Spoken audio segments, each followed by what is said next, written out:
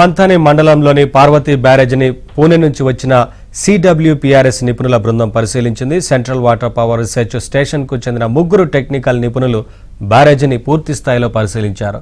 భారీ వర్షాలకు వచ్చే వరదలకు బ్యారేజీలోని సిమెంట్ బ్లాకులు తట్టుకుంటాయా లేదా అనే కోణంలో క్షుణ్ణంగా పరిశీలించారు. బ్యారేజీ కింది భాగంలో 61వ గేటు వద్ద కుంగిపోయిన గడ్డలను పరిశీలించారు. దీనికోసం ఈఎన్సీ నాగేంద్రరావు నేతృత్వంలో పరిశీలించినట్లు అధికారులు తెలిపారు. దీనికి సంబంధించిన 2 రోజుల్లో సంస్థ ప్రజెంటేషన్ ఇవ్వనున్నట్లు తెలుస్తోంది.